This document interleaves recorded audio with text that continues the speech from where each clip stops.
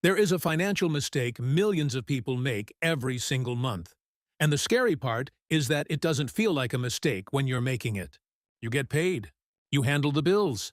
You buy groceries. You pay for transportation. Maybe you order something you've wanted for a while. You tell yourself you'll save whatever is left at the end of the month. Then the end of the month arrives, you check your account, and somehow the money is gone. So you make yourself a promise. Next month, I'll do better.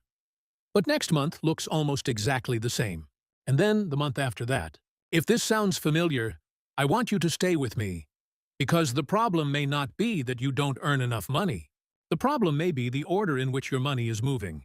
And once you change that order, even without getting a raise, you can begin changing your financial future. Welcome to Money Mindset 365. I'm Max, and here we don't talk about money just to talk about money.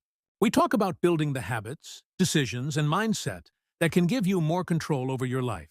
And before we get into today's conversation, I want to know something about you. Where in the world are you watching from right now? Maybe you're watching from New York, London, Johannesburg, Lagos, Toronto, Sydney, Luanda, somewhere in Europe, somewhere in Asia, or from a small town I've never heard of. Drop your city and country in the comments. I genuinely love seeing how far these conversations travel.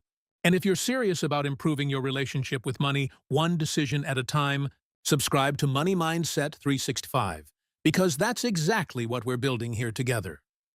Now imagine two people. Let's call them Daniel and Michael. They both earn exactly $4,000 a month. They live in the same city, they're around the same age, and neither of them comes from a wealthy family. Daniel receives his salary and immediately begins spending.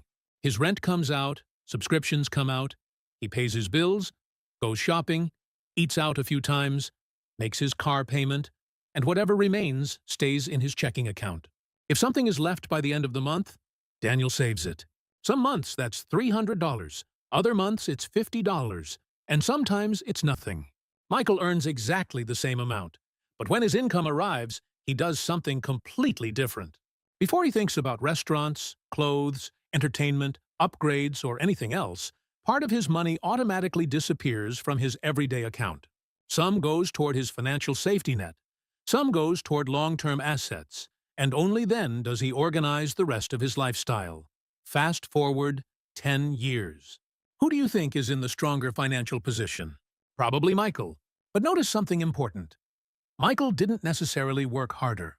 He didn't necessarily earn more. He didn't possess some magical financial discipline that Daniel didn't have. He simply decided that his future would receive money before his lifestyle did. That's the principle I want you to remember from this entire episode. Don't save what spending leaves behind. Spend what your financial plan leaves available. Those two sentences sound almost identical, but they create completely different lives. Most of us were taught to think about money backwards. We're told to work hard, earn a salary, pay our expenses, and hopefully save something. But hopefully is a terrible financial strategy. Your future shouldn't depend on whether you happen to resist every temptation during the previous 30 days. Think about how many decisions you're already making every day. What are you going to eat? What are you going to wear? What needs to be finished at work? Who needs an answer?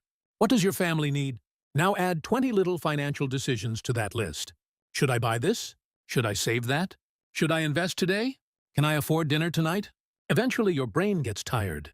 And tired people don't always make great decisions. That's why one of the most powerful things you can do with money is stop forcing yourself to make the same decision every month. Decide once, instead of telling yourself, I'm going to try to save $200 this month. Arrange for that $200 to move automatically when you get paid. Instead of promising that you will invest whenever you remember, establish a recurring contribution. Your goal is to make good financial behavior easier and bad financial behavior slightly more difficult. Because motivation comes and goes. A system doesn't care whether you feel motivated on Tuesday morning. It simply does what you instructed it to do. Think of your income like water entering a house. If there's only one pipe, and that pipe leads directly toward consumption, eventually all the water disappears. You need separate destinations. One destination is for today. Another is for emergencies. Another is for tomorrow. Another is for growth. And yes, another should be for enjoying your life. because a financial plan that makes you miserable isn't a very good plan. So here's a simple exercise you can actually do after watching this video. Take your monthly income and give every portion of it a job before the month begins.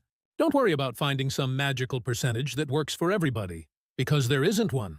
Someone supporting 3 children has different responsibilities from someone living alone. Someone paying extremely high rent has different constraints from someone who owns their home. Your numbers need to fit your reality. What matters is creating the categories intentionally. Ask yourself, how much keeps my life running? How much protects me? How much grows me? How much builds my future? And how much can I enjoy without damaging the other 4? That protection category is especially important because financial progress isn't only about moving forward. Sometimes it's about preventing yourself from being pushed backwards. Imagine you've spent 8 months carefully paying down debt and beginning to invest. You're finally feeling good about your finances. Then your car breaks down, or your refrigerator stops working. Your laptop dies when you need it for work. Suddenly, you need $100 that wasn't part of the plan. Without cash available, what happens? You reach for the credit card. Now you're borrowing money, probably paying interest. And the next several months become about recovering from one unexpected Tuesday afternoon. This is why emergency savings can look boring on paper and still be one of the most powerful financial tools you own. It buys you breathing room.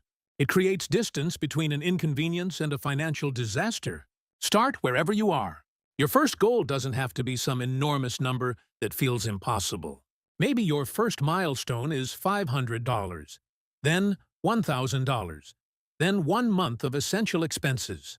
Eventually, depending on your situation, you can work toward several months of essential expenses. Progress matters more than perfection. And please hear this. The amount you start with isn't what determines whether you're serious about building wealth. Starting is what determines whether you're serious. People sometimes delay saving or investing because they think, what's the point? I can only afford $30. But $30 isn't just $30. It's proof that you've changed your behavior. Once you can consistently manage $30, you can manage $50. When your income increases, maybe $50 becomes $150. Later, $150 becomes $400. The habit grows before the amount does. There's another part of this conversation that doesn't get enough attention. Though, you cannot cut your way to unlimited wealth. There is a floor to how little you can spend, but technically there isn't a ceiling on how much value you can learn to create. That's why I don't want you spending your entire financial life hunting for tiny expenses to eliminate while ignoring your ability to earn more. Yes, cancel subscriptions you don't use. Yes, compare prices. Yes, stop wasting money on things that don't matter to you. But after you've cleaned up the obvious waste, turn some of that energy toward increasing your value. Ask yourself this question. What could I learn over the next 12 months that somebody would happily pay me more money to do? That question can change your life. Maybe it's sales. Maybe it's accounting. Maybe it's programming. Maybe it's graphic design, video editing, project management, public speaking, copywriting, data analysis, digital marketing, another language, leadership, negotiation, or learning how to use new technology effectively in your profession. The exact skill isn't the point. The principle is, your knowledge can become an asset because nobody can take it away from you, and you can carry it into another company, another industry, another business, or even another country. But be careful here. Don't become addicted to buying courses without implementing anything. Education only becomes an investment when it changes what you're capable of doing. Watching 50 hours of tutorials and taking zero action isn't development. Pick something. Practice it. Become useful. Solve problems. Produce results. Then learn how to communicate the value of those results. This leads to a bigger mindset shift. Wealth isn't simply having a large number sitting in a bank account. Wealth is gradually increasing the distance between your ability to survive and your need to work tomorrow morning. Every asset you build, every useful skill you develop, every debt you eliminate, and every dollar you keep instead of immediately consuming creates a little more distance. Eventually, that distance becomes options. Options are what we're really after. The option to leave a terrible job instead of staying because missing one paycheck would destroy you. The option to help a family member without putting yourself into debt. The option to take 3 months and build something. The option to move. The option to rest. The option to say no. That's why you need to be incredibly careful with lifestyle inflation. This one sneaks up on people because it usually arrives disguised as success. You get a raise and think, finally, I can afford a better car. You make another $1,000 and immediately find a house that costs another $1,000. You receive a bonus, and suddenly your phone isn't good enough anymore. 5 years later, you're earning twice as much as before, but somehow you still feel exactly as financially trapped. There's nothing wrong with improving your lifestyle. Money is supposed to improve your life. The danger is upgrading your obligations every single time your income increases. Try something different. The next time your income increases, don't immediately allow your expenses to catch up. Give yourself a raise, yes, but give your future a raise too. Suppose your monthly income increases by $500. Instead of adding $500 of new expenses, perhaps you upgrade your lifestyle by $150 and direct the remaining $350 toward your goals. Now you're enjoying some of the progress while keeping most of the increase working for you. Do that repeatedly, and something interesting begins happening. The gap between what you earn and what you need becomes larger. That gap is where financial freedom starts growing, and this is where comparison becomes dangerous. Someone you know buys a beautiful new car. You don't know their finances. You see the car, you don't see the payment. Someone takes an incredible vacation and posts photographs every day. You see the beach. You don't see their credit card statement. Someone moves into an enormous house. You see the kitchen. You don't see the 30-year obligation attached to it. Never destroy your financial future. Competing with somebody else's visible present, you have no idea what their numbers look like. One of the quietest signs of financial maturity is becoming comfortable with not looking wealthy. Because the strongest financial decisions are often invisible. Nobody applauds when you increase your emergency fund. Nobody stops you at a party and says, "Wow, congratulations on increasing your investment contribution this month." Nobody sees the debt you decided not to take. But you see it. Your future sees it. And eventually, your life feels it. Now, there's one mistake I don't want you to make after hearing all this, and that's turning money management into punishment. If every dollar you earn has to go toward some distant future, and you're never allowed to enjoy anything today, eventually, you'll hate your own financial plan. You don't need to feel guilty every time you buy coffee. Have dinner with friends, take your family somewhere, travel, enjoy a hobby, or purchase something meaningful. Plan for enjoyment. Give yourself an amount you can spend without guilt because you've already handled your priorities. There's an enormous psychological difference between impulsively spending money you needed for something else and intentionally spending money that was specifically set aside for enjoyment. One creates anxiety. The other creates memories. The purpose of managing money isn't to die with the highest score. It's to use money as a tool for building a life you actually want, both today and tomorrow. So if you're wondering where to begin, don't try to transform everything tonight. When this video ends, do 3 things. Look at where your money went during the last 30 days without judging yourself. Identify one amount you can begin automatically moving toward your future every time you receive income. And choose one skill, project, or income opportunity you're going to seriously develop over the coming months. That's enough to start, because financial transformation rarely comes from one enormous decision. It's hundreds of small decisions repeated long enough that they begin producing enormous results. A year from today, you probably won't remember the $40 purchase you decided not to make. But you might notice the hundreds or thousands of dollars you've accumulated because you changed the habit behind that purchase. 5 years from today, you might barely remember starting that new skill.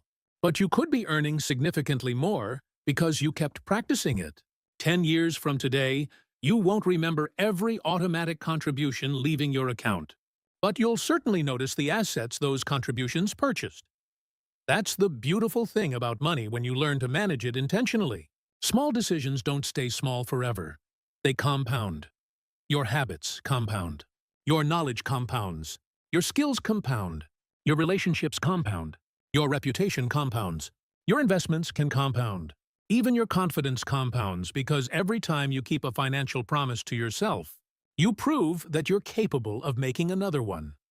So I'm going to leave you with one question. And I want you to actually answer it in the comments.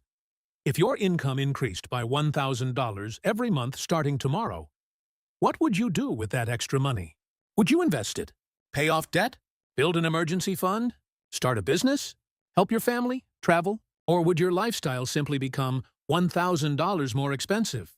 Be honest. Drop your answer below, because I want the comment section on Money Mindset 365 to become a place where people aren't afraid to talk about money. Learn from each other, ask questions, and grow together.